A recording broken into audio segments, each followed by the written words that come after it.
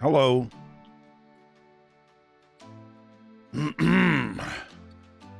I wasn't sure if I was going to do this today or not. Then someone asked, and I was like, I guess I should. I'm just been tired.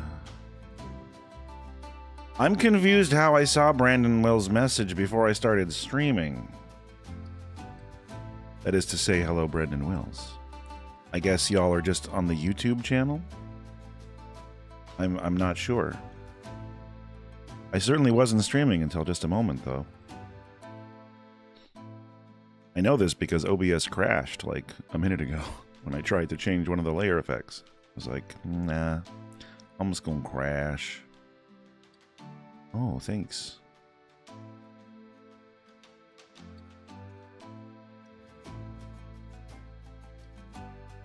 So were y'all just messaging the YouTube video?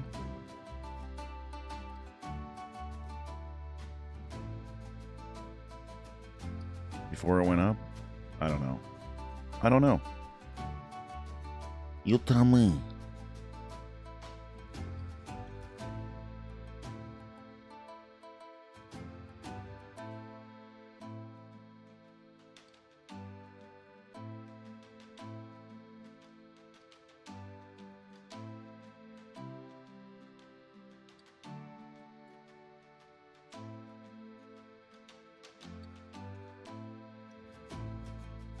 Yeah, everything's good on Discord.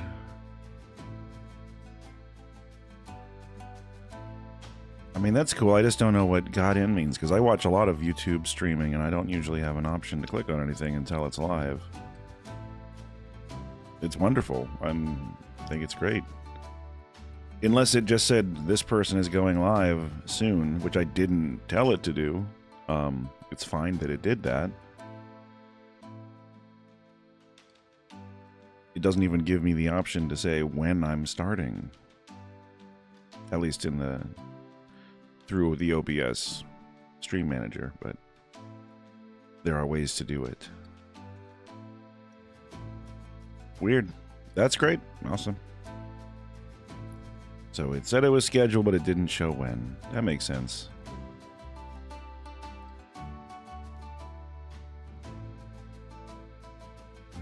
Again, if we actually streamed every day, we'd do a little more fine-tuning on things, but we don't.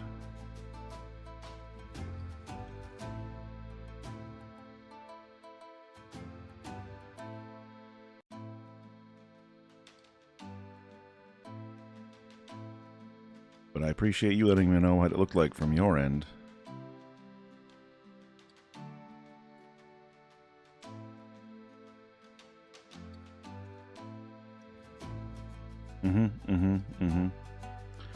That makes sense.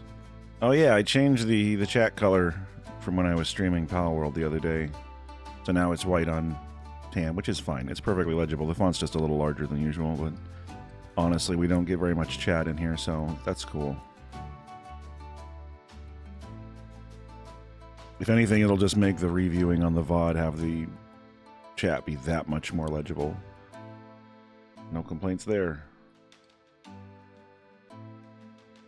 Although I will say OBS also says we still have 0 viewers because it has just the worst view counter. But I've also got 0 dropped frames, so that's good.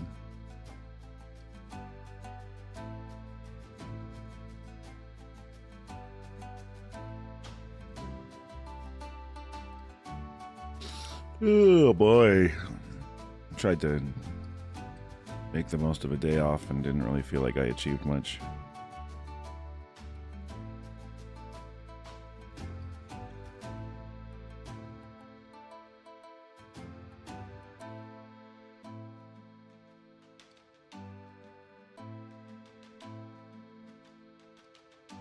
And I'm actually going to start the episode pretty soon, I think.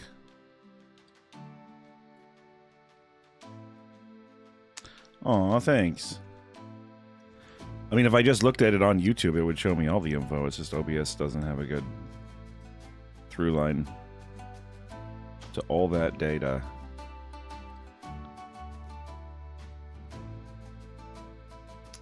You're one of the good ones, Reshman.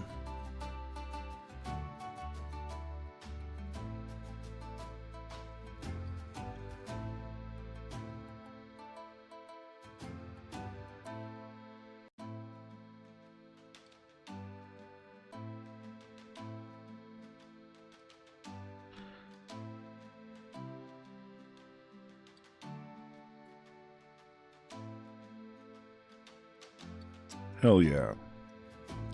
Thank you, Brandon.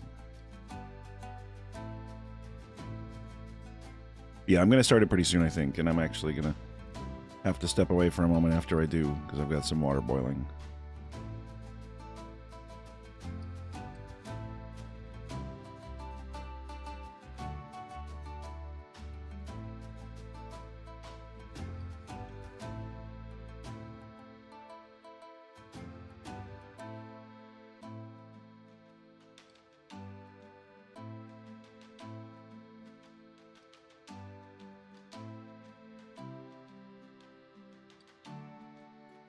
All right, what do you say we just get it going? Oh, hi, Pickles. Just walked in and looked at me like, I just fed you. You're a goober. Yeah, you. Clean your face off. But I have a different method of playing the episode this week, so it shouldn't cut out on me partway through, so I'll actually know where we are. And that's cool. So I'm going to do that. And I will see you all on the other side for a very short Q&A, because I have some more stuff to do tonight. But I'm really glad you're here. And I'll see you soon.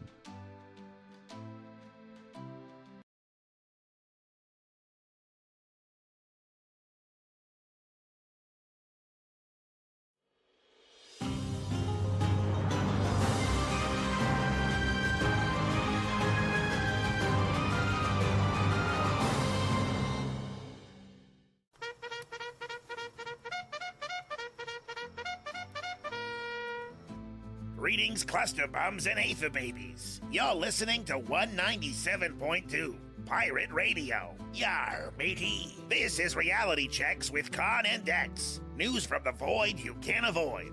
I'm the imp you hate to simp for, Mag Dex the Insufferable. And I'm Conrad Wisely, your voice of reason in an unreasonable world. We just sniped some red-hot League transmissions and they're burning a hole in our mutual pocket. So ease into the front of your moist seats and open your third eye, because a galleon of truth is coming in for a landing. We've also got a 1-hour noise void featuring the 4-voiced, 2-membered Ettenbobber Shop Quartet, the Foreheads, ready to croon and swoon you likely to your doom. But first, we'd like to take a moment to talk to you about fiber. While the moral kind can help you navigate between good and evil, the dietary kind can help last night's wyvern enchiladas navigate their way to your colon. So I got a question. Have you been eating your daily recommended amount of fiber? If not, your toilet could turn into a throne of death. Lack of daily fiber can result in constipation, IBS, heart disease, and diverticulosaurus. Diverticulitis. Diverstincturelitis. Diverticulitis. That too. Check with your doctor or dietitian to make sure you're getting enough of the F on your food grades, or you might not poop yourself to death. This message has been brought to you by the Team for Fiber Awareness Research. And Big Dunkin's Oats and Sprouts. Fiber in every sackful. Yikes, that was one hell of a rough ad read. Was it worth it? Don't complain on the air, Dex. That Sprout money's keeping us airborne. I'm just saying, they should have called themselves the Fiber Awareness Research Team. Fart, it's right there. And that brings us to the juicy League intercept you've all been champing our bits for. Word from Kane Outpost 3 is that Bronze Herald and her crew of 5 daring League Corsairs was sent on a time-sensitive mission to explore a recently discovered Void Cove. They were told to give it the old look-over for valuable resources that the industry fat cats can mill down into profit, like so many Big Dunkin' Oats. Void Cove? Sounds like a nightclub for single uncles. A Void Cove's an aether anomaly. Kind of like a pocket in reality that opens up to another place, or perhaps even another time. And even though they've been known to snap shut in a heartbeat, when you get the chance to feel one out with all 5 fingers, you go for it. But that's not where this story gets red hot. Do tell. Having failed to send any communications back to the HQ, the Bronze Herald is registered as AWOL. And being impatient money smoochers that they are, the League wasted no time in throwing another man-powered dart at this puckering cosmic hole. Okay, now that sounds like a nightclub for single uncles. We'll bring you more updates on the missing crew and their subpar substitutes the moment it's available. And since we got some time to kill before an hour of non-stop harmonizing, let's take a peek at the old media graph and see how that maelstrom's faring in nitrosilic space. I have to admit, this whole Storm Chaser vibes got me feeling like I'm 38 again. I mean 28. The thrill, the power, It looks like she's in full swing, and she started wreaking havoc in the Wraithfield. Those big dumb trees won't know what hit him. It's gonna be a bumpy night for those shadowy cats in the undercities of southern Yggdrasil. Stay safe, folks. My darling said to me, how I wonder where you've been, where have you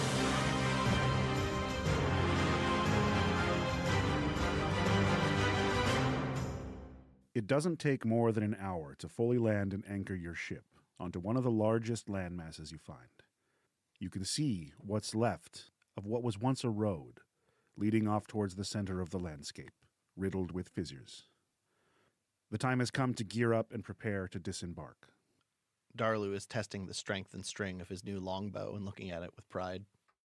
Foe has no bandage on his hand anymore and is flexing the scarred tissue. He opens his hand, and fire appears in it, filled with literal fireflies. The bees! I think I've got the handle on this now. We don't know what we're walking into, but we know we have to survey. Keep your eyes open and try to stay tight. Mr. Kithkin, if danger happens, no running off this time.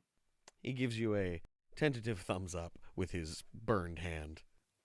Perhaps it would be wise if one of us stayed behind and protected the heart. Hopefully that applies to the rest of the ship too, Sir Troth. Of course. You plant yourself here and make certain nothing untoward happens. We wouldn't want to end up like those folks we saw what coming in, huh? Exactly my thinking. Good. Thanks for volunteering. Wouldn't want anybody on a ship to do anything dishonorable, would we? There is also lots of fresh soil that I can bring aboard. You want me to, bring the wheelbarrow? How about we finish our land surveying first before we bring unknown things onto the ship? That seems prudent. So the four of you set out, along the broken road inland, towards the sad remnants of a mountain, with a microforest growing at its base. It's like a snapshot of one fraction of a world much larger, a fully realized thing divided down to its lowest denomination. Who leads the group traveling forward on foot?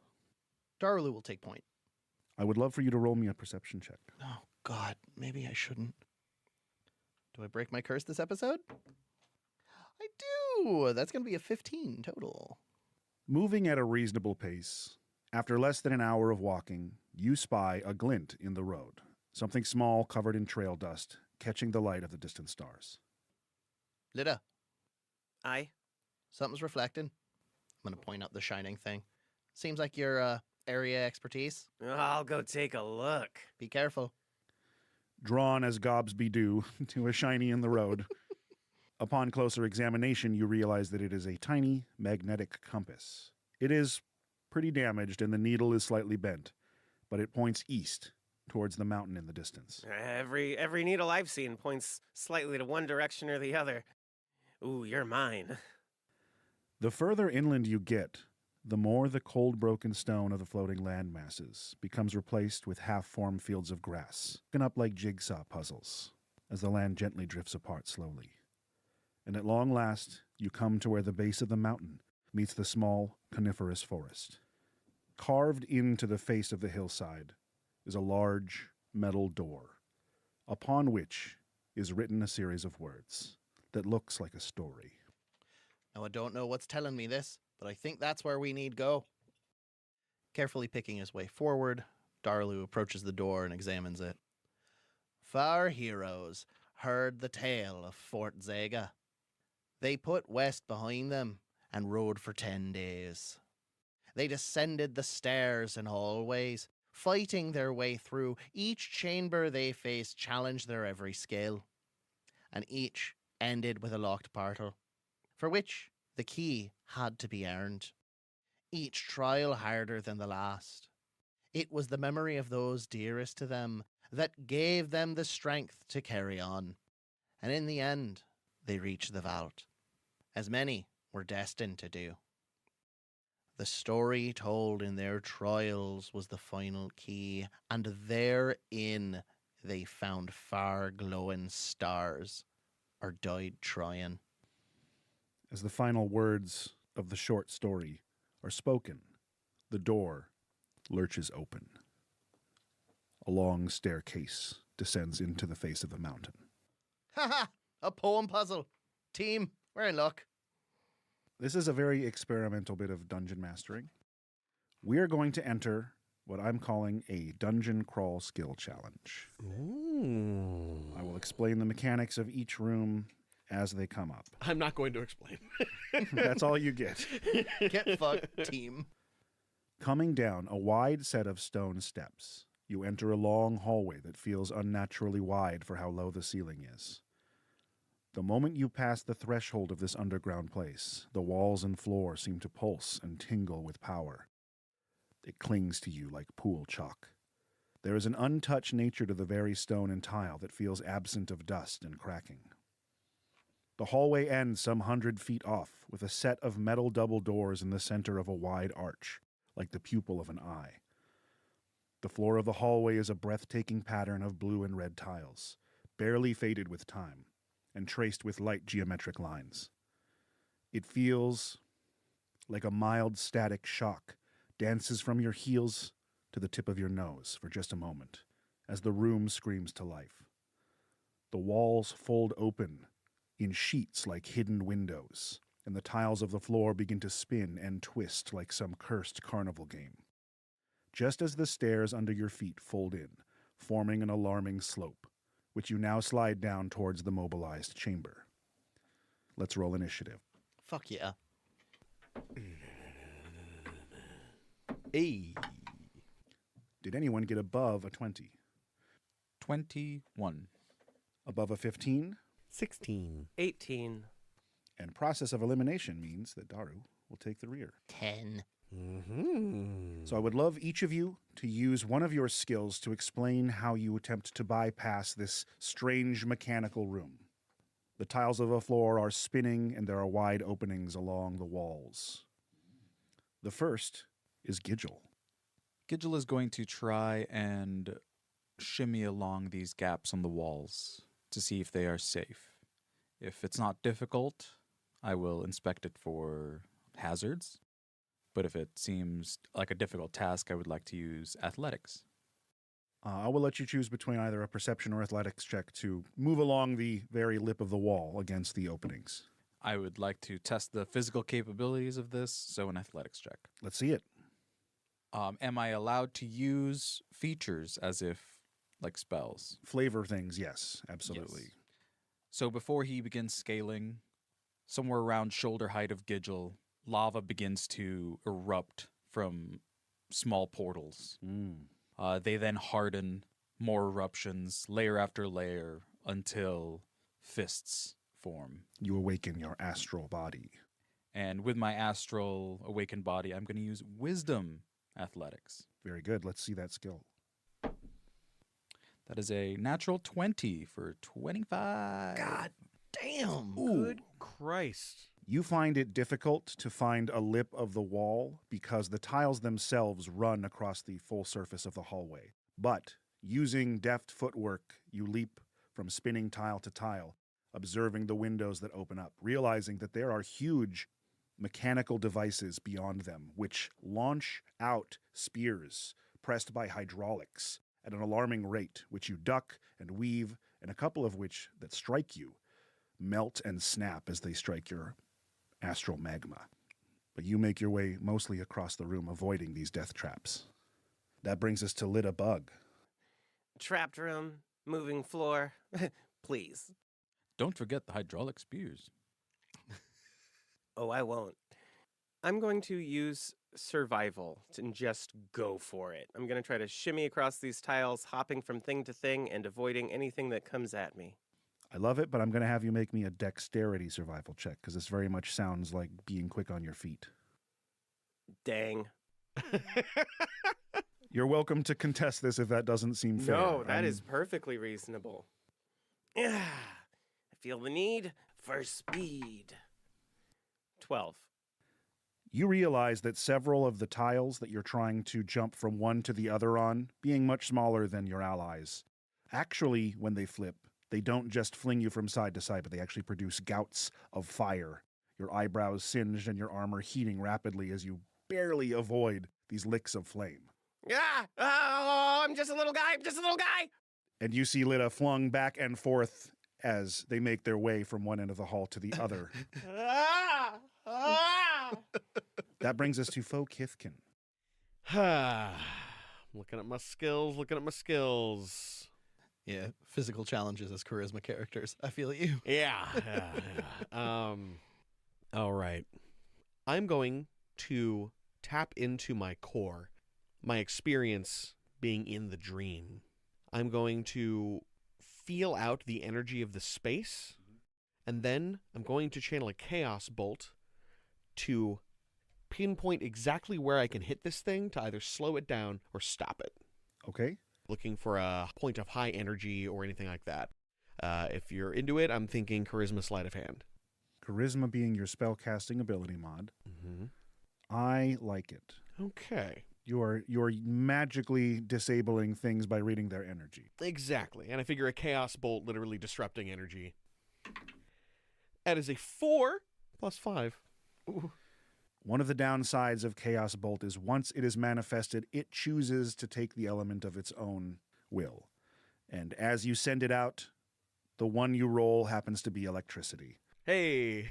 which charges the spears like tasers and sends the tiles into a frenzy of high-speed whirring as the mechanisms burst to life. Well, fuck yeah, I made it better. Darlu gives Foe a long and slow, judgmental look. Oh, I should get a job as a mechanic, eh? That brings us to Daru.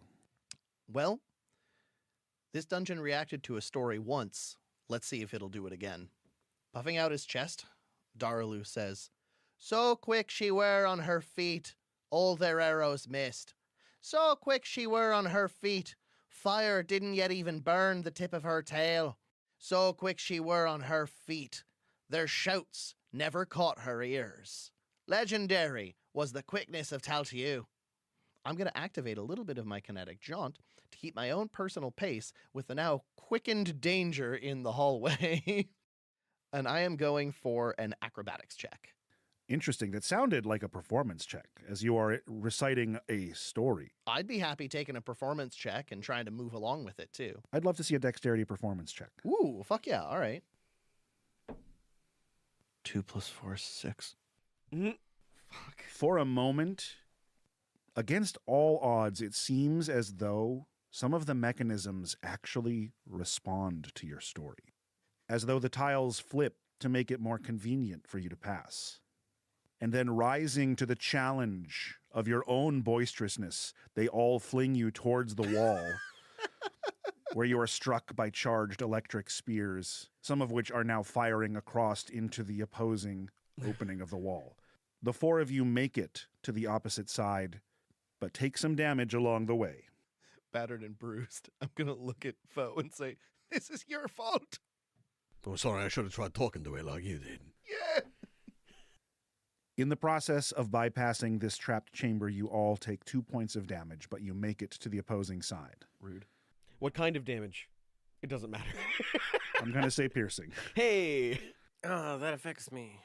What awaits you on the other side is the large double iron door, and you quickly realize that there is a keyhole that is required to open it. Who found a key?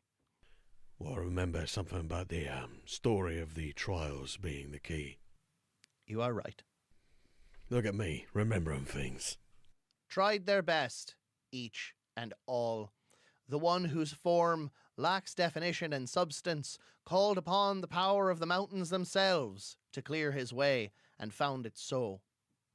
Though small, they are resilient, they whose mind is on machine, and bounced like a ball to the end. The challenge rose in its mane and fury to the last 2, whose tongues were silver, but bodies were malleable at best. The door does not respond to your words. Fuck. Of one thing you are certain, this keyhole is very mechanical. Maybe you should try tonguing it with your silver. Right. Lida, lick the door. Little lockalingus. Whoa there, I'm not some street licker. Aren't you? No! Being the one who interacted with the tiles the most out of the group, I'm going to have Lida roll me a perception check. 13.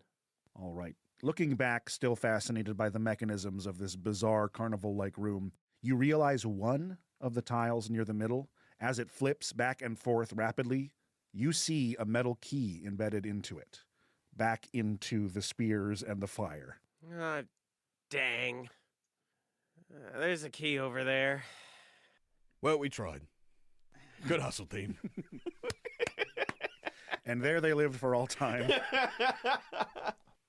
Look, I'm willing to try to go and get it, but just give me a little bit longer. Nida, have some water and sit down. At the thought of water, she retches. God's damn it. The vomit immediately slapped and flung to and fro by rotating tiles. Oh, you got it on the key. Go ahead and try to prestidigitation that away. And as he does so, he goes, I used to have a spectral hand that followed me around and spanked my bottom whenever I told a lie. Unfortunately, I cured that curse. We had very different childhoods. Well, you are all aware of where the key is. The task now is to grab it. Gidgel, I think this one has your name all over it. Happy to oblige. Knowing now a bit more of the pattern of the hydraulic spears and flipping tiles and rotating tiles, may I make a acrobatics check? I would love that. That is an 18 total. Show off. Moving like swift fluid, you weave under spears and around rotating tiles, and with a quick roll, come up with the metal key in your hand, returning to your allies. I do one little step of the wind where I hop off of one of my own magma hands. Very cool. The key definitely looks like the perfect fit for this door. But it isn't. Ha ha ha. Wrong key, idiot. The key as you requested, Captain. Taking the magically cleaned key very carefully and putting it into the lock, I open the door up. As you rotate it, the door seems to respond, springing to life, and the key pops back out into your hand as it lurches open. Oh. The large set of iron doors swing open, smooth and with minimal grinding, as though cared for often, oiled and leveled. It is a torch-lit series of hallways that follow, with thick red woven rugs, dressing them from end to end. Fresh oil-soaked torches burn in sconces on the wall, and old faded portraits of figures in armor and robes adorn them. They are nobody to you, but they do have quite a regal presence. The hallways are silent. Their lack of dust and presence of fresh-lit torches is deeply unsettling. They split off in several directions, up narrow twisting stairs and down similar hallways. You finally come to another set of iron doors. They too swing open without protest, and the chamber before you has a huge domed ceiling supported by pillars that seem to bend in geometric spirals, silver against a deep blue. A series of tall glass pillars stand by the dozens around this chamber. Inside of each is clean blue water, with tiny fish swimming about within the cylindrical tanks. The pattern on the floor is composed of bending dark squares on a canvas of polished white, creating a kind of optical illusion that the center of the floor is sinking into the ground. The metal door on the opposite side is like a perfect mirror of the one you step through. And when you enter the room, the static once again travels up your body. But this time, the door behind you slams shut, and the sound of grinding stone fills the chamber, as the bottom of the pillars retract, and the water inside begins to flood the room and rapidly start spiraling into a kind of tenacious whirlpool. We are once again back into the skill challenge to make it to the other side. At the top of the skill challenge initiative, we return to Gidgel, our wettest boy. Now bewetted far beyond any wetness previously wetted. Gidgel is going to take his astral arms of magma and interlock them at the fingers, palms open, creating somewhat of a boogie board. Oh, good. Steam hisses upward as the hot astral magma lands on the water. Then, using Step of the Wind and the arms of the astral, I'm going to try and surf alongside the whirlpool in the proper direction. Okay, you're going to Johnny Tsunami this. God. Ooh, but I should be smart about this. Before I do this, is there a key?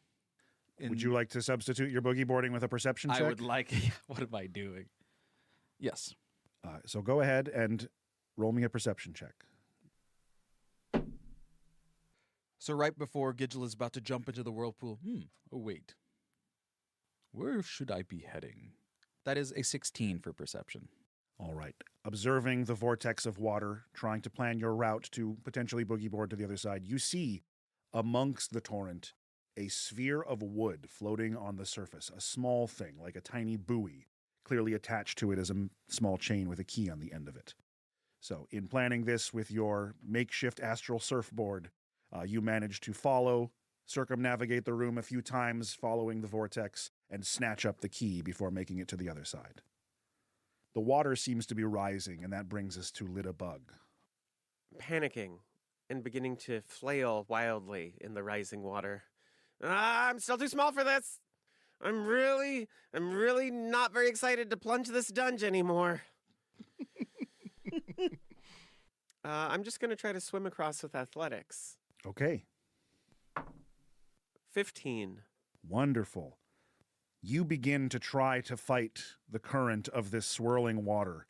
And thankfully, there is a version of Past Lida that planned ahead in case you got dropped into a deep pool of water, that installed tiny jet streams into your gauntlets that help to propel you across to like giant metal life rafts. And you slam into the opposing wall, head shaken. That brings us to Fokithkin. Please no lightning. Please no lightning. I'm getting fucking tired of these machines. Foe's going to ready an Eldritch Blast of sharp coins and try to attack the source of the water and see if maybe I can turn it off. Basically doing exactly what I did last time, but with a different spell because I can't trust elements. All right, what are you looking to roll for this? I'm thinking, I guess religion, or Arcana. Yes. All right, let's do a Charisma Arcana check. I'm not trained in shit. Throw Daralu in there. Make a strength religion check like old times. Fuck! That is a 10 plus 3. It's not incredibly effective, but you do manage to blast a large hole in one of the closest pillars, causing the water to not spill rapidly from the bottom, but start to shoot out of the top, creating just enough of an opening to lessen the current that you can move through, collecting tiny pieces of broken glass in your robes along the way. Awesome. And that brings us to Daru. Daralu has talked about his rope skills in the past, and suddenly needs to stand on that particular hill. Taking out his length of rope and trying to tie a nice, big, heavy ball in one end, my goal is to throw it and loop one end of it around one of the angular geometric pipes you said were sort of latticed through the ceiling. The pillars, are wrapped upward above, or where the dome of the ceiling is. Okay, cool. Can I hook my rope around one and try to swing across? I would love to see let's call it a sleight of hand check. That's what I was hoping too. Yes! Finally not garbage! 19. Beautiful. You do manage to loop the rope around one of these strange bending geometric pillars that meets with the top of the ceiling, and clearing the vortex altogether, tucking your legs as close to your ass as you can, tail getting wet, you all manage to collide with the opposite wall, where the current is weakest. Gidgel with key in hand. And buoy. And buoy. Safety key for boatmen. Oh, how come Lida didn't just float on that over? Aren't you just a little guy? Just a gob. Gidgel, if you would. I will do the honor and place the key in the hole. Again, the key turns easily and spits the key back out as the door begins to lurch open, as the black markings on the floor turn into actual drains and the water begins to flood away. Beyond this, there is a long hallway with white marble floors and walls, with rich blue carpeting and black geometric patterns woven into it. The portraits on the wall in this hallway resemble silhouettes obscured by a mist in sets of 4. Each one unique, but no one figure is distinguishable from the others. After half of the hallway passes, there are only blank canvases hanging along the walls. And as this hall ends, it leads to a steep descending staircase of white marble. As you follow the steps down, they meet at 45-degree angles, with new sets of stairs continuing, forming a kind of octagonal pattern if looked at from above, which continues deeper and deeper into the earth. When the stairs finally end, you emerge into a large open courtyard with tall gray stone pillars and trees with dark bark and thick green leaves. The grass is tall and peppered with red and blue flowers and smooth marble benches. But the sky above is false, an intricately painted mural of the night sky, so real that for a moment you forgot you were underground. But it's not the false sky tableau that catches you off guard, but the small group of knights who have assembled here, kneeling in the tall grass, engaged in prayer. They wear well-kept chain armor and tabards of crimson and azure. They are not young squires, but aged warriors with mustache and beard. And the moment you come into view, they stand to their feet, sword and shields already in hand. And one speaks up. The 4 heroes made their way through Fort Ziaga to enter the vault inside. But they would find the noble order of knights in this place eager to defend their home. It is a great honor to be defeated at the hands of one of the 4 heroes, but a greater honor still to kill one in combat. Let those who find victory today be blessed with honor and find passage to the central chamber, where their triumph will flourish in the presence of the High Knight, the Priestess, and the Countess. It's gonna break Sir Troff's heart, realize he missed this one. The others respond in an unwavering unity. Glory to the vault! Glory to the 4 heroes! Glory to our death! And they charge as one. We are still in a skill challenge, but for this one you can substitute your skill roll for an attack check or spellcasting check for a slightly higher DC. So, there are a group of elderly knights charging you in this false underground garden. The top of the skill challenge / combat initiative, we have Gidgel. As they are charging, Gidgel instinctively does a small bow of respect. These knights have been very cordial in their intent. I would have your names for this duel to be inscribed into history. At the same time, running towards a bench, my aim is to grab them with my astral arms and slingshot them to break the formation that they have. Excellent. Would you like to roll an attack check or potentially an athletics check? Athletics. Great. Please roll for me. And in response, they call back, To be part of the Eternal Dungeon is to forfeit one's title. It's pretty nice, pretty nice. That is a 13. Because it was a skill check, that meets the DC.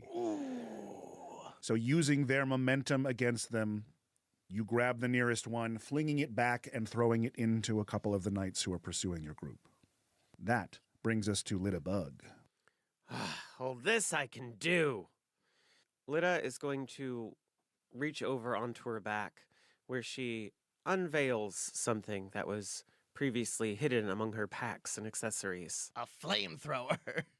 What you see is something that was once a trombone. Has since been straightened out and wound into a tight spiral. The mouthpiece removed, it now feeds to a strange tube. You're not sure what it does or where that connects to, but moments later, Lita honks out a hot stream of grease. Wow. Honking out a hot stream of grease. I was not expecting grease. Whose chamber pot was that in? I would like to roll Tinker's tools. Please, roll Tinker's tools to begrease these old knights. It's a grease lightning bolt. Ooh. The joints were not well attached enough, I'm afraid. What's your total? The total is 7. This beta test has turned into a recall as the hot grease shoots out of the singular holes of the trombone in all directions, creating a spicy sprinkler system that bathes you and your allies in kind of above room temperature grease. Can we go back to the water now? That brings us to Fokithkin. He steps forward and, using kind of a minor illusion, he conjures an aura of threat, this shadow that seems too large and too vile for a creature so small.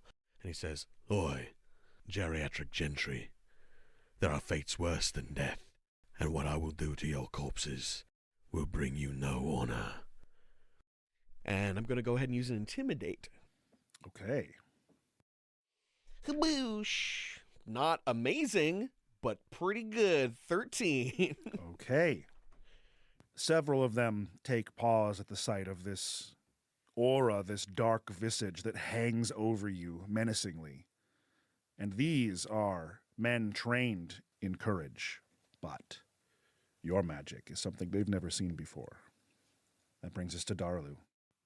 Coming from a culture of people who struggle and strive together, I'm going to try to get between the group of knights and understand their tactics enough so I know when to move so their strikes will hit one another instead of me. I'm going for a dexterity history check here. Interesting. Interesting. It's very perception-y sounding, but I like the history part. So either dexterity or wisdom history. Excellent. I'm going to go for dexterity history. Okay. And I have expertise in this skill. 3. Don't do that to me. It's like a 3, but plus 14, and then an additional plus 6, 23. Okay. You remember seeing old images of different sword fighting styles for one-on-one combat, and you realize that these figures are very much trained in a similar fashion. You know their moves, and calling out to your allies, you help instruct in this conflict. I would like each of you to just quickly narrate for me overcoming one or two of these foes to describe your victory. Using the stretchy and grasping limbs of Gidgel and correct tail placement and knee slaps from Daralu, these warriors are pulled in together as close as possible before the howling bowling ball that is Lida Bag slides through the ground and starts to take them out at their shins and ankles. Once they are all downed and scrambling, foe will kneel and relieve them of their curse of eternal life. Did you just become immortal? No. I am basically going to use the chill touch and kind of remove the thing keeping them here tied to this plane. So as they are entangled, outweaved, and collided with by a goblin bowling ball, they all fall to the ground, scattered and disoriented, and then a kind of calm, necrotic energy settles over them, and they seem to drift off into a deep, coma-like sleep, their bodies slowly withering. And you notice the one who first spoke to you has a key hanging around his neck, now laying defeated by your team. Well, that was the first time we proper worked together. Good job, crew. Not bad. I'm going to try to grab the key, but it's going to keep slipping out of my hands. Whoop, whoop, whoop. It'll just get madder and madder. Using your mouth, you can unlock the door if you'd like. Holding the key in your gob teeth. As they do their thing, foe kneels and places a Eucharist on each of their foreheads and says, "A life is a terrible thing to waste, and a wasteful life is a terrible thing to live." Takes each of them and eats the Eucharists. Not trying to take their curse or anything. Sure, just a good post-battle snack. Yeah. Just, you know. And in doing so, he is going to cast Fiendish Vigor on himself. A false life, as it were. Very good. That is a 3 + 4 for 7. Hell yeah. Now have a shield of temporary hippins. Proceed. Okay. Using a bit of oral dexterity, the key is inserted. There we go. Which responds to the turning of the newest key, popping it out. But this one does not proceed into a long, splendid hallway with portraits, sconces, and woven rugs. It descends into darkness. Cracked stone, raw cavern walls crawling with insects, and cold. The stairs are narrow and difficult to follow due to the combination of darkness and the uneven construction. The feeling of spider silk constantly tickles at your cheeks and ears as you seem to endlessly walk through more and more strands, spitting and pawing at your face. At long last, the stairs even out into a long winding passage. The walls are immensely tall and filled with carved-out shelves by the hundreds, reaching upward some 30 feet. These carved niches each house a decayed human body bound in linen, many of which have a rusted sword and shield laid across their chest. Others are draped in dark vestiges, but the most unsettling are those hanging from the ceiling on inverted iron crosses. Humans, elves, dwarves, all manner of humanoid, crucified hanging head down, clearly drained of all blood, and nude, decayed bodies painted with images resembling armor, robes, and other colorful outfits. It seems both cruel and honorific. You've heard stories about the cursed dead before, and how they move when they hunger for life once again. But these ones are as still as the grave as you pass them by. The total number of bodies is staggering to imagine, but you press on rather than think about it. That is, until the air grows too cold to ignore. The shadows draw in too close to fend off with a torch, and the whispers that echo through these ancient passages tickle your ears. This is a place of honor. This is a place of death. This is the notches on the wall in the great cycle of the eternal dungeon. Fort Ziaga welcomes you, heroes. May your fate match those that have come before you. The air becomes difficult to breathe, and the voices claw at your sanity. The cold grips at your nerves. We will enter one last skill challenge, but this one is based on your saving throws. I would like you to describe for me how you resist these different forms of creeping sadness and cold, and which save you use to defeat it. Beginning with Gidgel. Gidgel has many times before had to go into hibernation for the molten season. There is a certain amount of hiding away your physical needs and instead living within. And so, with this calloused psyche, Gidgel is going to use a wisdom saving throw to still be affected by the cold, but not let that pierce into his soul. Got it. Let's see that wisdom save as you meditate your way through, ignoring the traumas. It's a natural 20 for a 23. Jesus Christ. Your second? God damn. You become one with yourself. There is nothing but the fluid that makes you and the hallway, moving peacefully, maintaining your reality. Cold and whispers are nothing to you. That brings us to Lida Bug. Lida has dealt with cold before. Lida has dealt with hunger. In the span of the infinite cosmos, goblin physiology is a remarkable thing, and its ability to survive and adapt to a myriad of ecosystems and landscapes is almost unrivaled. I'm just going to shut down my brain, trust in myself, and roll Constitution. I love it. You survive with feral instinct. 12. Beautiful. The cold creeps into your limbs, but you press on one foot in front of the other, waiting for your next payoff. Foe pulls out a snuff box, takes a toot. Poor old fool, thought the well-dressed gentleman, as he watched an old man fish in the puddle outside the pub. So he invited the old man for a drink. As they sipped their whiskies, the gentleman thought he'd humour the old man and asked, "How many have you caught today?" And the old man replied, "You're the 8th. I'm going to use a charisma saving throw. Humor and drugs. Yeah. Remembering who you are. That is a 20. Ooh, Unnatural. All right. I am an unnatural 20. With pure presence of self, remembering all the things you have seen and learned, this is just another weird story to tell at a pub down the road. And you notice as you pass one foot in front of the other that one of the bodies hanging upside down has their hand in a tight grip of rigor mortis, gripping a metal key, which you easily reach. And that will end our saving throw challenge with Darlu. Trying to act quickly and knowing sometimes the best way to counteract an enemy's war cry is to drown it out, Darlu is going to whip his nimble hands as quickly as possible toward the Horn of Orgrir and blow in it as hard as he can. Ooh. With a dexterity saving throw. Okay. Trying to be faster than sound. A quick honk. A quick honk. I thought you were just going to start screaming and running through the hall. Keep your wits about you. With a 15 total. Ooh. That is the first one that you have succeeded all 4 with.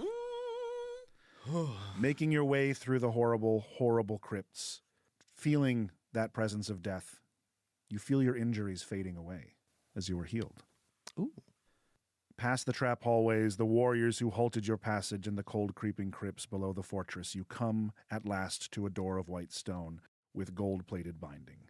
Carved into the surface of the door, you once again see the story of the 4 heroes, the same one that guided you into the dungeon. The symbols hang ominously against the polished white surface, and the gilded keyhole awaits the final key. With no more than a turn, it regurgitates it and the door glides open, as if with a mind of its own, into a huge chamber, the chapel of an underground church. The floor is a polished, reflective mosaic of tiles in red and blue with lines of white running through. Thick, ornate pillars of polished stone carved with images of dungeon maps rise up along the chapel floor. And there at the far end is a huge door of iron and bronze with a massive hinged handle and 4 keyholes. The vault. The only thing between you and that door are the warriors who have assembled here to welcome you to the inner chamber.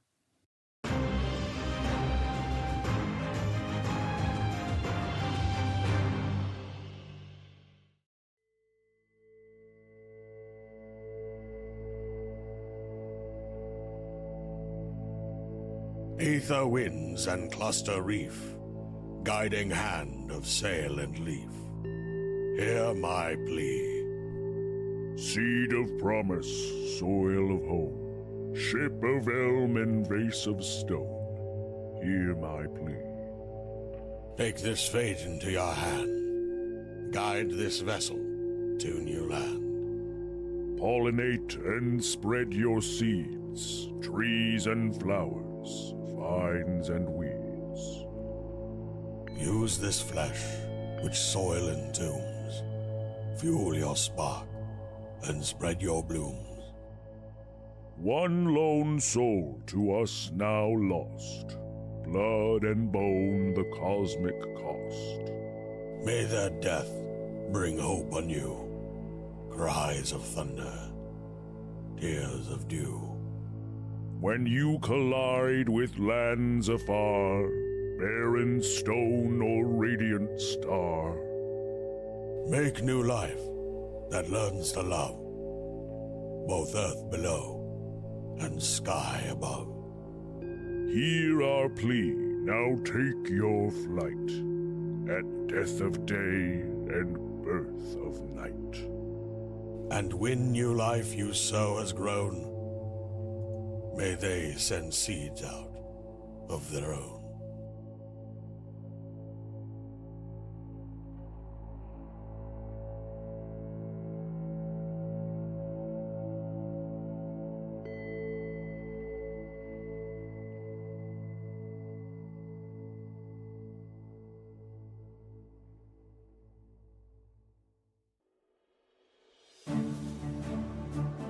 Hell, you cuties. In my mid-roll, it's more likely than you think. I am finally recovered from my 2-day mental and physical hangover from Bree's birthday. I even got to see some cuties there too, which was awesome. Some of you may have noticed that this season has episode art, drawn by our very own Bree Golden and Law Johnson, and we will be adding full resolution versions of these to the Patreon very soon. Not sure what tier they're going to be at, but rest assured, it'll be there. If there are any rewards that you personally would like to see in the Patreon, or anything that might drive you to a higher tier if it was offered, please go ahead and let us know in the Discord or email or something else. Just give us a heads up. Because honestly, we really want to make sure that contributing feels worthwhile to you. And if, there's any way to bring other people in, every bit of information helps. If you're looking for other ways to support the show, be sure to actually listen to the dynamically inserted ads. I know they suck. Nobody wants to listen to ads, ever. But the system knows if you skip them, and on top of that, if the promo codes aren't used, they tend to pull the campaign from us, so it's, a thing. Obviously, we don't want you, buying products that you don't need just to help us out. It's better to just join Patreon in that case. But if you were already thinking about buying a product and we have a promo code for it, give it a try. The second case of my dark medical fantasy anthology podcast, The Heresies of Radolf Burntwine, airs on the 1st of February and the 1st of every month after that. And so far, the numbers are coming through great. It is amazing to see how many fans have been listening and supporting me, and it really means the world to me. That said, I could still really use your help. If you haven't given it a listen, please do so, and if you haven't yet, please give it a 5-star review. That kind of stuff is amazing and would be really, really fantastic and help the show on its way to becoming successful and maybe even paying some of my bills. We've said it before, we'll say it again. Please share us, LUQ, Thorb, any of the content that we do with your friends or on your social. Introducing a new security device that's guaranteed to keep your home and personal space safe from unwanted invaders or even strangers crossing the line. Protect Tech is the leading pioneers of personal safety devices, and our new product will be the last one you ever need. This metallic egg-sized magical receiver will warn you through vibrations if anyone's near your home, and it will release gentle static shocks if someone is in your personal bubble. And based on your security settings, will let out a loud, disruptive horn should any of these criteria be met. And don't worry about having to keep track of it or carry it in your pocket. This state-of-the-art device goes right up your butt.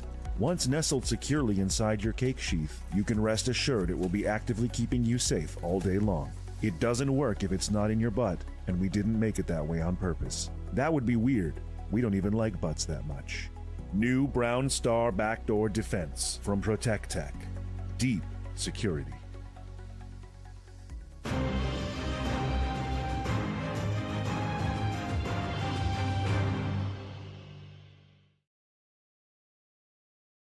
Spread throughout the chapel of the inner chamber, you see 3 elderly knights in tabards of blue and red with blades drawn. There are 3 figures behind them with faces obscured by large hoods of dark blue robes, who sing and chant gently as they sway.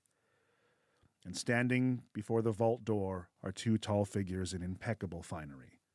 A man with long flowing black hair pulled back into a massive bun, with dark armor of plate and chain, a red cloak hanging heavy behind him, draped across wide pauldrons. At his side is an elegant woman with short white hair and robes of dark crimson, padded with armored fixtures. Her fingers and neck are adorned with silver and golden jewelry. Their age seems impossible to determine, and their voices ring out. And in the end they reached the vault, as many were destined to do. It was the great honor of those within the inner chamber to have faced many heroes before. And it was their utmost desire to seek this honor once more. And it is the blood of the heroes and those brave who fall in their path that will write the next verse of the story and seal the vault once more. Let's roll initiative.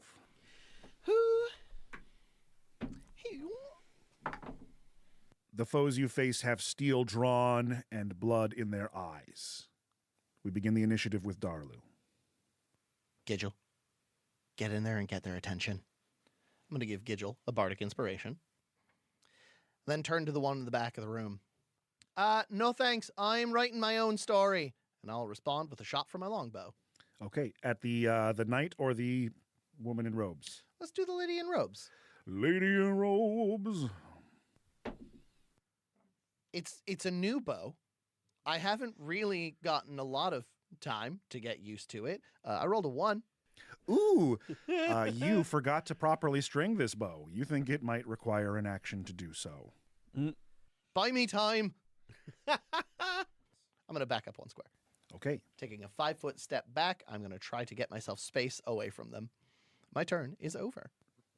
That brings us to foe Kithkin. You realize Darlu's bow, not properly strung, is now dismantled, and he struggles to repair it. I love it. Foe draws his cleaver across his burned hand and flings the blood at the knight front and center, hitting him with burning, sanguine curse. His armor begins to smolder with my hex. Ooh, he is behexed. I shall then step forward and bring that same cleaver down on him, as though homing in on the blood that now spatters his armor. Okay. That is my third 15 in a row for a total of 20. That definitely hits the knight's armor class. Beautiful. He is hexed as well. Unfortunately, I didn't get a 19 on that bad boy, but I do get to add my charisma mod. Love that. That is going to be a 6 on the die plus 4 damage. For 10, and is that including the hex damage? Yes. Beautiful. You carve through his old chain armor as the heat of the blood melts it away, leaving a massive wound, and he seems very injured. That brings us to the old knights and these individuals, which we will call the Trap Singers. I don't love that. That's a bad name. From what I understand, SoundCloud is full of trap singers. We will start with the Trap Singers. The one with hands raised to the sky sings a song of biting teeth and clanging steel as they channel a song of fangs. Let's see who it targets. Sonata Dentata! As they summon a song of fangs against Lida Bug. I need you to make me a strength saving throw. You're the one that's supposed to do the biting. I am supposed to do the biting. Oh, gob. 4. Beautiful. The dungeon itself responds to the song, and a trap is born beneath your feet that has always been there waiting to be called out to, as iron teeth snap shut around your feet, and a kind of bear trap clings to your frame. You take 4 points of piercing damage, and until this has been removed, your speed is halved. It will take an action to remove it. Oh, gob. The one in the middle sings a song that hurts your ears with heat like the day sun baking into your flesh. Coming in at Darlu, there is a song of flame. Don't like that. I need you to roll me a dexterity saving throw. Oh, 23, baby. Ooh. Get your fire out of here. Fumbling to reattach the string of your bow, you feel pressure building on the tile you're standing on, and jumping out of the way, a gout of fire shoots up, barely missing you, singeing the end of your cloak. You take no damage. Hell yeah. That is an all or nothing ability. Fuck off, I'm busy. And the last one sings a song of stingers, targeting Fo Kithkin. A hole in a wall opens against the far side of the room that has perhaps always been there, that fires out a poisonous dart. This is just a ranged attack roll. All right, that is a 12. That is not going to do it. All right, you step back barely as you see a series of poisonous darts whiz past you and embed themselves into the opposing wall. And their 3 songs, while discordant, do seem to match in some horrible way. Then the knights will respond, moving forward to attack. The 2 on each side run forward towards Lidabag and Gidgel. The first one coming down at the goblin tenaciously. Honor to the heroes! Honor to our death! That is an 11, which I don't believe hits your armor class. It does not. And against Gidgel, a 23. Does it? You take 6 points of slashing damage as the long sword connects with your gelatinous frame, cutting deep. The last one does not have to charge forward because Foe is already in his face. Hey! And holding his shield at the ready, he holds back his hand and brings forward his blade swiftly. For a total of 20 dirty. That definitely hits. For 4 points of slashing damage as the longsword connects with your nasty boy flesh. It carves away at the imaginary flesh that I have put over my real flesh. The I'm a faux fake meat. lesh. Faux leather. Flayosh. The 2 in front of the vault door have not yet acted, but that brings us to Gidgel. Since the knights got the drop on them and engaged with the back line before Gidgel could do anything, I'm going to then just swing my section staff onto the knight in front of me. Okay. That's going to be a 21 to hit. That connects with his thick armor. That is going to do 8 points of damage. The wind has been knocked out of his elderly lungs, but he remains fighting. I will then follow it with a martial arts unarmed attack. Most good. That is going to be a 15 to hit. 15 just misses as he brings his shield up in time to block your wet fist. Then perhaps I shall bardically inspire. Ooh! There we go. That instead becomes an 18 to hit. Which does hit. How does your inspiration pop out and help my magma punch? As I'm leaning low to string my bow, I see you getting ready for a swift sort of backhanded punch toward them that I know is going to fall just a little bit short, so I'll lean forward, press my shoulder into your back, and push you forward a little bit more. The old friend trip. Exactly. All right, what's the damage on your unarmed strike against That is going to be 4 points of force. All right, one of his eyes is blackened and seeping a bit of blood, and he grits his teeth and seems to be staggered, but continues to fight. My key point. So one more attack. That is going to be a 20 to hit A third hit against the Oldman. for 4 more points of damage. Not Gary Oldman. The Olderman. With a series of concussive strikes, 1, 2, 3, bypassing both shield and blade, you knock the old man unconscious, falling to the ground under the weight of his own armor. There's space on Queen's East. Queen's North? Would you like to move or remain where you are? Yes. Gidgel is then going to move in between Lida and Foe to bolster the front line. All right. That brings us to Lida Bug. From the front line to the back door, Lida is delighted to see this knight come to her as she's still caught in this snap trap. One of her gauntlets flashes and glows pink for a second before she unleashes a powerful punch. That is a crit. All right. My goodness, what kind of attack is this? It is an attack from my thunder gauntlets. Okay. So, how do we handle crits in this? For this crit, why don't you do max damage with your first die roll and then add a second one on top of it before adding your modifier? That is 17 points of thunder damage Jesus Christ. as she unloads a goblin high five right into his nethers. As your small but well-armored fist collides with the chest, and by chest, I have referred to the goblin chest, which is below the belt. It explodes with electrical energy which carries through the chainmail, making him drop his sword and his shield. And he falls to his knees, wheezing, smoke pouring out of his mouth. He falls to the ground, unprepared for such a mighty goblin punch. Lida then begins dragging herself forward, trailing this trap behind her as she moves 15 feet in a frontline direction. All right, dragging the trap behind, you very noisily make your way forward. All right, who's next? That brings us to the two in front of the vault door, the High Knight and the High Priestess. The priestess will move forward gracefully, whispering to herself an incantation as she does. You see the dungeon come to life, and the tiles on the floor between Lida and Gidgel reshape, floating upward and forming a blade of stone as she casts Spiritual Weapon. Oh, I hate that. And it strikes out at Lida. 14. That does not hit. I didn't think so. My AC of 16. Hell yeah. And the good news is Spiritual Weapon is a bonus action. So with her action, she is going to target Gidgel with a Sacred Flame. I need a dexterity saving throw from you. Law, that's not good news at all. Depends who you ask. 17. Ooh, that makes it. So the two of you manage to evade the High Priestess's spells, but she's just getting warmed up. As the High Knight charges forward, moving gracefully with great speed, you see him level a heavy crossbow, which he fires towards the group before casting it aside. He's going to take 2 shots at Gidgel. Just bringing the heat on this slime boy. Love it. That is a 21 and a 20. Yes, those will both hit. I just picked someone at random for that one. Oh, yeah, that's fine. Oh, wait, this is a heavy crossbow. Oops. This is not D8 territory. My bad.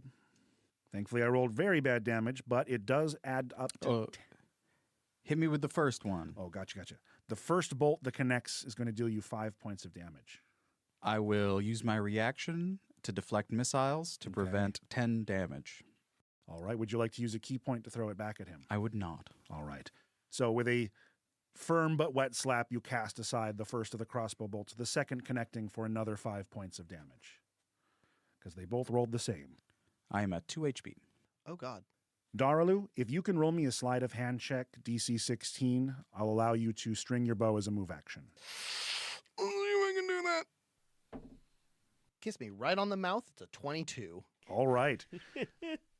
The chaos of the fight kicks in and your adrenaline goes bonkers, and your hands string the bow without you thinking about it at all. I swear I know how to use these things.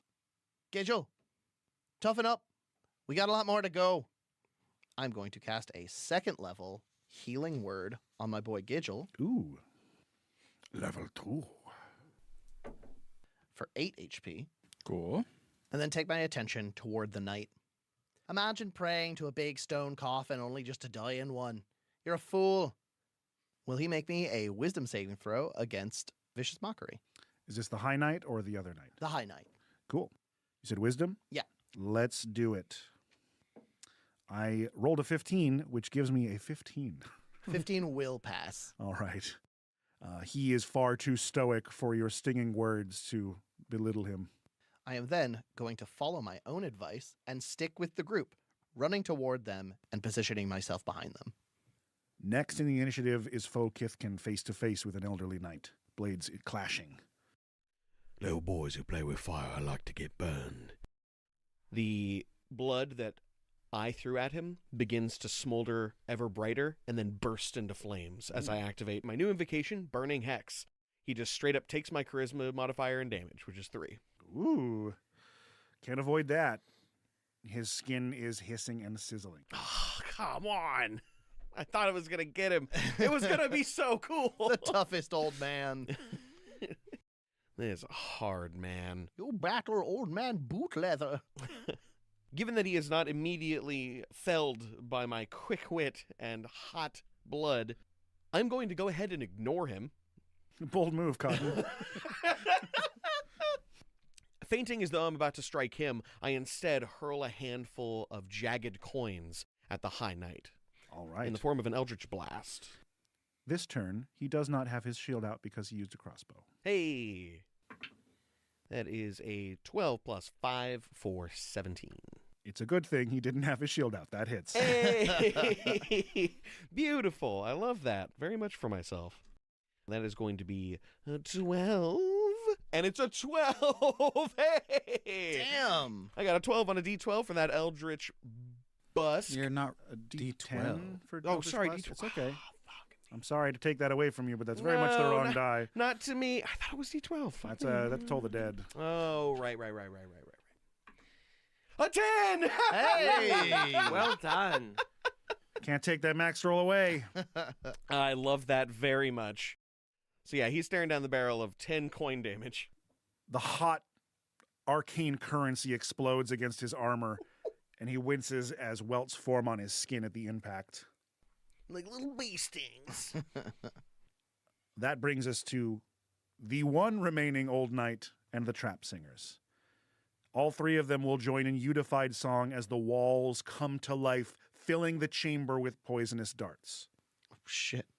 One against Foe, one against Lida, and one against Darlu. Oh, no. Let's do that in that order. 13. Does not do it. Nope, doesn't hit Lida, that's for sure. Was that a natural one? It was. Ooh.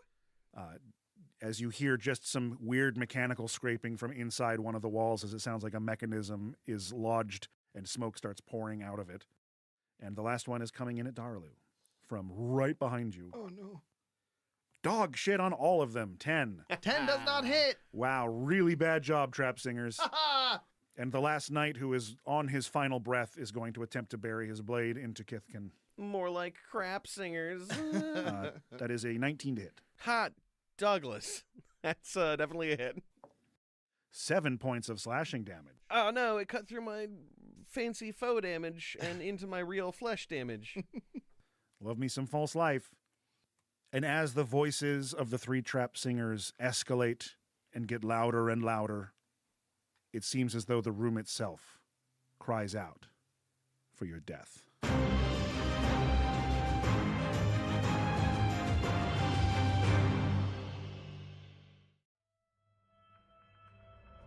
My companions and I have found ourselves slowly drifting into a singularity. Once again, I doubt my psychic imprints on these relics will ever reach the debating peaks of Tabia Sedu, should my explorations end here. I am under the assumption that these occurrences will happen frequently, and perhaps these specific musings are unproductive. I joined this endeavor to gather information on the inner workings of Nidrasil, Nod, and the entity known as LUQ. What would these worlds do with so much? How would they grow it? How would they maintain it? I posit now that as individuals, nearly none of them care. I knew that when I invoked my right of migration for this task, that the majority of this council found my actions disrespectful, wasteful of the nutrients I have absorbed from our land, disregard towards the teachings inherited throughout generations, ridicule to my warden who was meant to guide me, irreverence to our shared existence. Whereas I have done this taboo in what I deemed an imperative venture to preserve that very existence, they do this on a whim. They would risk everything for a small comfort. They would throw it all away just to even the scales. They would risk destruction to consume us. And yet, they flourish. Personal imprint for those that may come from me. Perhaps the exception to this would be Sir Troth. In the same way we dedicate ourselves towards a shared enlightenment, Sir Troth dedicates themselves to self-sacrifice on behalf of something greater. This heart at the core of our ship, or maybe what speaks to them through it. There is a promising amount to learn alongside them. Lida appears to give their opinions freely, but I posit their true feelings are contained in a very well-constructed cage of contempt. Our people do not know hunger like Lida's. Foe is quick to remind us of what must be done, as if murder to prevent murder is as simple as taking your next breath. They certainly defend that position well. Darelu, our captain, has shown to be a visionary of the most nearsighted kind, while chasing a dream in his peripheral, guiding him in a circle round and round. Perhaps the ideal figurehead of this venture.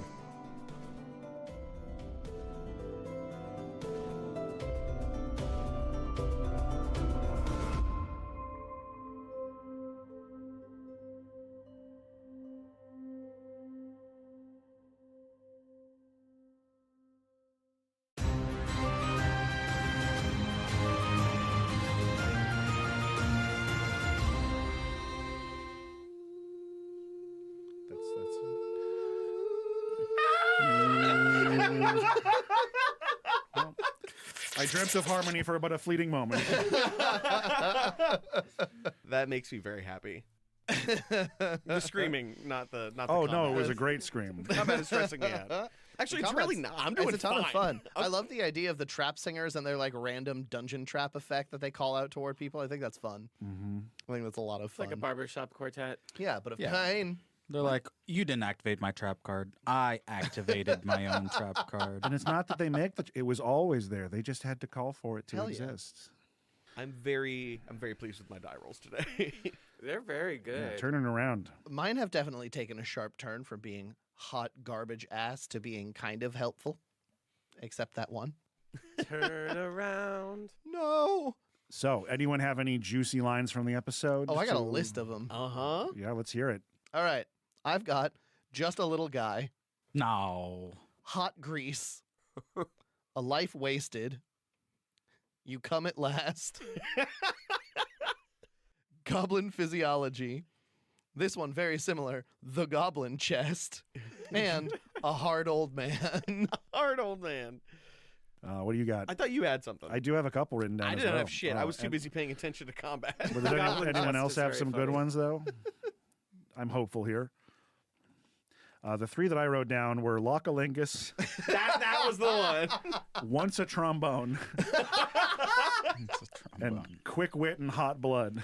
Oh God, That's the oh. poetic one. Yeah. It's true. It's true. If we're talking like one that fits the episode, I feel like Goblin chest. a life wasted or a quick wit and hot blood.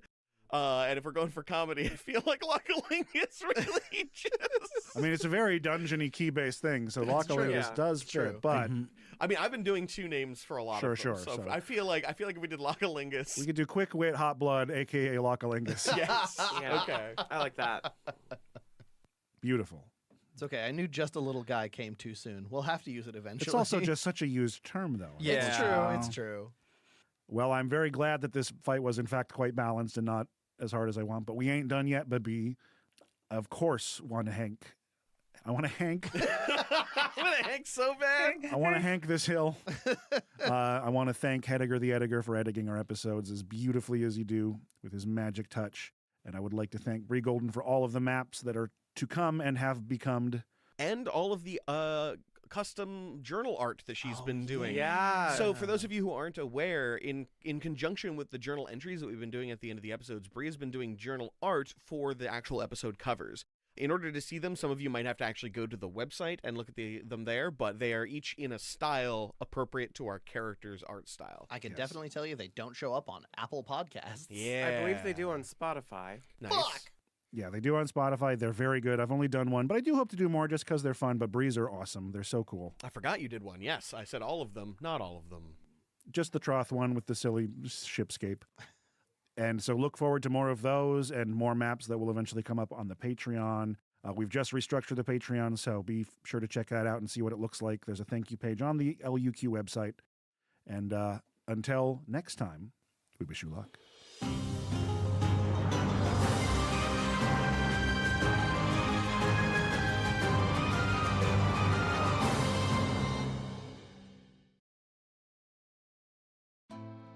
I'm back. I don't really have a lot of juicy good time today to stick around and do much Q&A, so I'm only going to be here for a couple minutes, but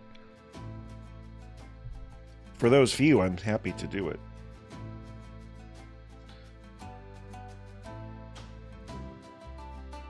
Also, there's only like 3 people watching, so according to my phone.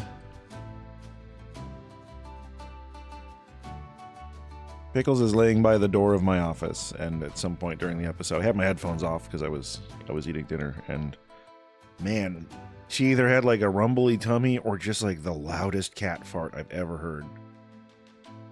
It was a ripper. I was just like, good Lord.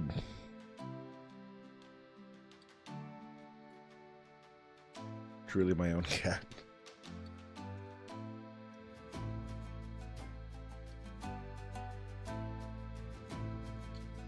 We don't collab on the episodic stuff. Best way to explain that is we both we're trying to run basically an equal amount of these 3 to 4 episodes. Law is running, and what happens in them is something that Law has written. Same is true when it's Zach's turn. He's running them, and the things that happen in the story are up to him. We kind of loosely bounce those kind of ideas off each other, but the stuff like in-world, like the meta and the continents and the overall magic and physics stuff, we sit down and work on together to try to keep it consistent between our narratives when possible.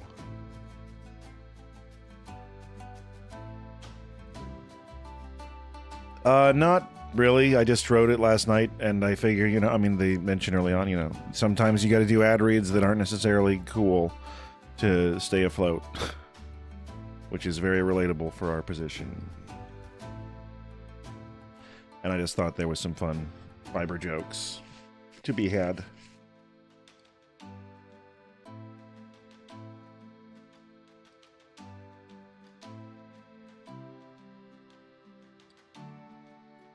Hearing some characters talk about the health risks of bad pooping.